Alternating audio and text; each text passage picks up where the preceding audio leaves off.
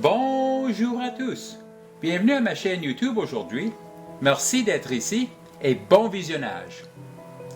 Today on my workbench I have Keith's QuadraFire brand Pellet Stove Controller. This is a model HHT 230-0120 and it has serial number 46606. Keith sent me this one along with the second unit because he had had some problems in his stove and he found that some of the components inside the box itself appeared to have been burnt up and it was no longer functional. Additionally, this box here had some damage to the card edge connector. That damage is a little minor and it's not going to stop functionality of the controller itself. So as you can see, I have Keith's controller connected to my test system. My test system is made up of a few items. Firstly, of course, is the controller itself. Then I have a little green light bulb here which simulates the call for heat light bulb that we find on the rear of every QuadraFire stove. Thermostat, similar to the one that's mounted on the wall in your home or wherever your pellet stove controller is. Additionally, I have a temperature simulator here. I have a K-type thermocouple and currently I have it set to 60 degrees. That will simulate the fire pit temperature and I'll be able to adjust that as we do testing. Additionally, we have a faceplate here that holds an auger motor at the back. The shaft from the auger motor comes out the front and I have an X marks the spot decal on that shaft so that when the auger motor is being called to drive, we'll see the X marks the spot spin, we'll hear it in the video, and we'll see a light at the back come on. Speaking of those lights, I have 4 of them that simulate the different functions of your stove. The first one is the igniter. Next one in blue is the combustion fan. In yellow is the auger motor, which correlates to this.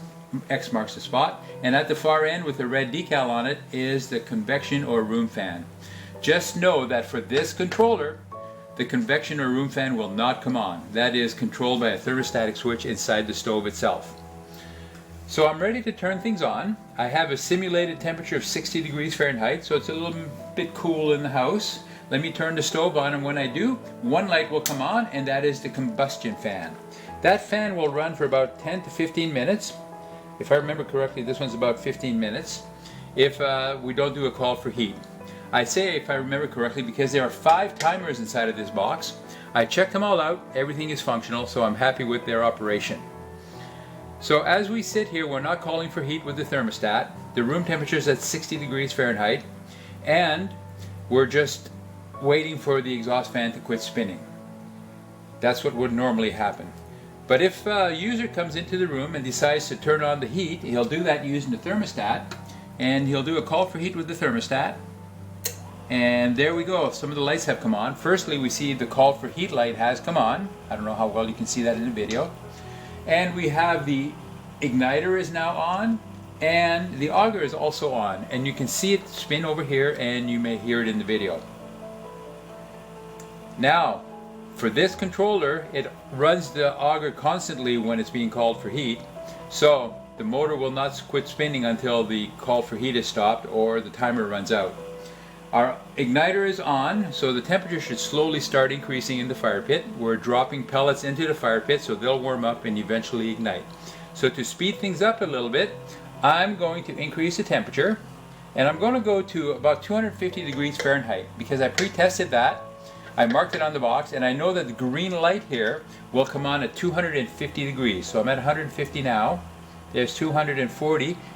And we see the green lights coming on and off as I dance around that temperature. I hope you can see that in the video, but it is coming on. So nothing really changes at this point because I'm speeding things up. But if I continue to increase the temperature, the red light should come on at about 890 degrees Fahrenheit. I'm at 500 now, 600, 700, so pretty soon the red light will come on and a couple things will happen when that happens. I'm approaching. There we go, 890. The red light is now on and the igniter lamp has turned off. So with the red light on, it's telling us that the fire pit is hot enough. We no longer need to be driving the igniter. And as I said, if we're calling for heat and everything is normal, the fire is going, the auger motor will continue spinning. It won't stop spinning. Even if we decrease it a little bit, it continues to spin. So that will continue happening. Pellets will be fed into the fire pit. The fire will roar, heat will be generated, be blown into the room because of the thermostatic switch on the convection fan.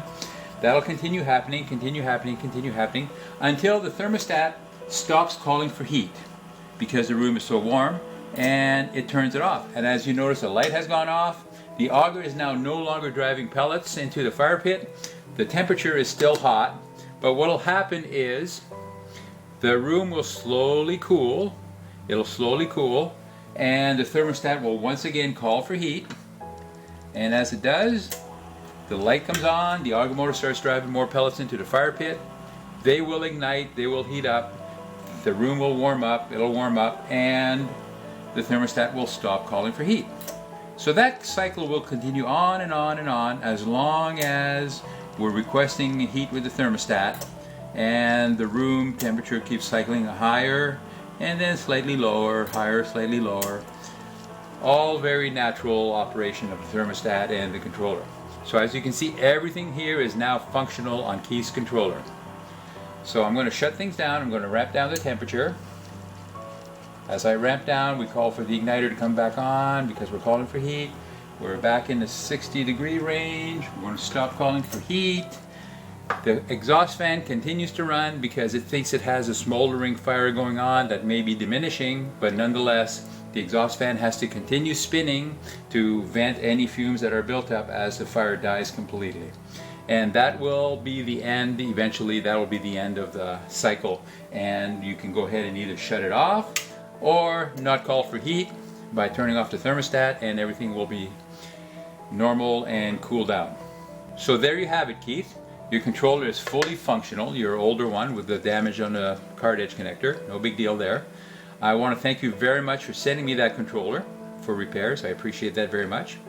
And for all you other viewers out there, if you have a pellet stove controller of your own, whether it's a QuadraFire or a Breckwell, the old analog Breckwell, please feel free to contact me. I'd be more than happy to discuss that with you and let you know how I can help you out with the repairs. In the meantime, I do hope that you'll take a few seconds to give this video a thumbs up and subscribe to my channels. I would appreciate that very much. Thanks everyone. Bye-bye.